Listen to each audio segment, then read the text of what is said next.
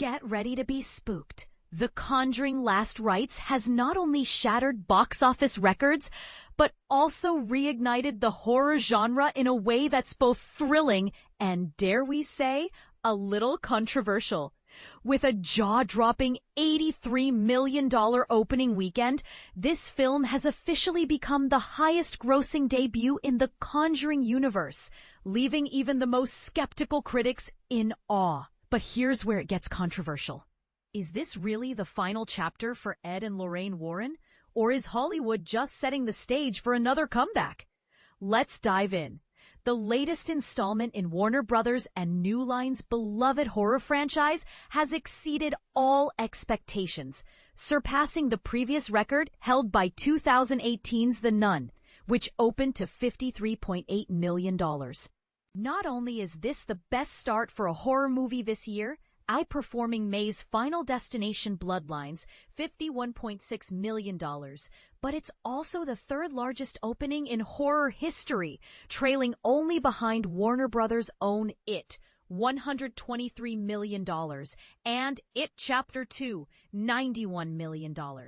And this is the part most people miss. Despite mixed reviews, the film's success proves that horror fans are loyal to the franchise, not just the critics' opinions. Heading into the weekend, industry projections pegged Last Rites at a modest $50 to $60 million debut.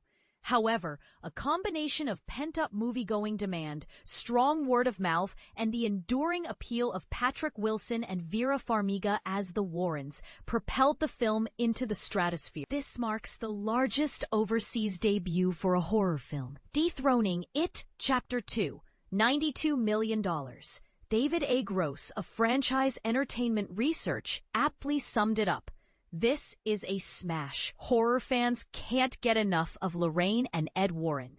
With 9 films in total, including spin-offs like Annabelle and The Nun, the Conjuring universe has cemented its place as the highest-grossing horror franchise ever, boasting a combined $2.3 billion.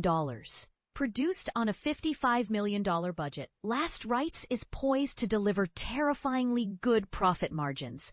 Directed by Michael Chaves and produced by James Wan and Peter Safran, the film continues the franchise's legacy of blending occult thrills with emotional storytelling. Warner Bros. Has been on a hot streak this year, with Last Rites marking their 7th consecutive release to open above $40 million, an unprecedented achievement for any Hollywood studio. This follows a string of successes including a Minecraft movie, Sinners, and F1 the movie, which have offset earlier disappointments like Joker Folie à Deux and Mickey 17. But is this dominance sustainable, or is Warner Brothers simply riding the wave of a genre-friendly market? In other box office news, Disney's filmed version of Hamilton secured a respectable $10 million in its first weekend. Despite being available on Disney Plus since 2020. Meanwhile, the summer season's lackluster performance, down 22% from 2024, was salvaged by Last Rites, which has given theater owners a much-needed morale boost. According to ComScore's Paul Daragarabedian, this sets the stage for a promising fall movie season. Rounding out the top 5 were holdovers like Darren Aronofsky's Caught Stealing, however, saw a sharp 60% drop in its second weekend, raising questions about its long-term appeal. So here's the burning question. Is The Conjuring Last Rites a one-off triumph? Or does it signal a resurgence of horror as a box office powerhouse? And more importantly, should we believe Warner Brothers when they say this is the final installment? Sound off in the comments. We want to hear your take.